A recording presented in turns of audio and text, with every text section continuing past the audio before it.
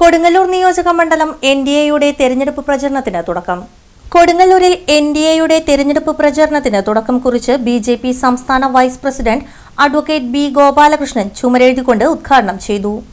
നമ്മളിന്ന് വരച്ചിട്ടുള്ള ഈ താമര അത് ചുമരിൽ ഇരിക്കുന്ന താമരയല്ല.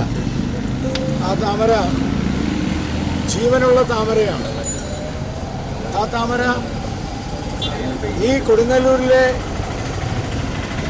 മഹാകാളിയുടെ മടിത്തട്ടിൽ വിരിയുന്ന താമരയായി അത് മാറും എന്നുള്ളതാണ് ഏറ്റവും മഹത്തായിട്ടുള്ള ഒരു കാര്യം. അതുകൊണ്ട് ജീവനുള്ള ഒരു താമര, വിരിയുന്ന ഒരു താമര കൊടുങ്ങല്ലൂരിൽ അനിവാര്യമാണ്.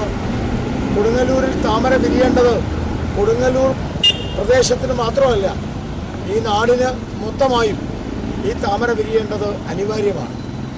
കുറേ കാലങ്ങളായിട്ട് കൊടുങ്ങല്ലൂർ എന്ന് പറയുന്ന ഈ ശക്തിദുർഗമായിട്ടുള്ള ബിജെപിയുടെ കേന്ദ്രത്തിൽ ബിജെപിയെ വളർത്താൻ, ബിജെപിയെ വിജയിപ്പിക്കാൻ, ബിജെപി ഭരണസ്ഥിരാ കേന്ദ്രത്തിലേക്ക് വരുന്നതിന് പലരും പല വഴിക്കും തടസ്സപ്പെടുത്തുന്നുണ്ട്.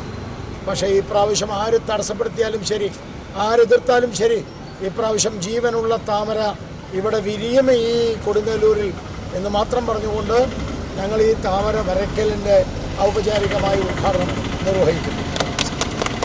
ബിജെപി സൗത്ത് ജില്ലാ പ്രസിഡന്റ് AR ശ്രീകുമാർ, മണ്ഡലം പ്രസിഡന്റ് ER ജിതേഷ്, ജില്ലാ general secretary KP Unnikrishnan, KR Vidyasagar, മണ്ഡലം ജനറൽ സെക്രട്ടറിമാരായ TJ ജെമി, മനോജ് IS, മഹിളാ മോർച്ച ജില്ലാ president Rashmi Babu, Rashmi Anilkumar, Shobha Joshi, TS Sajeevan, KS Sivaram, Sunilkumar, LK Manoj എന്നിവർ പങ്കെടുത്തു.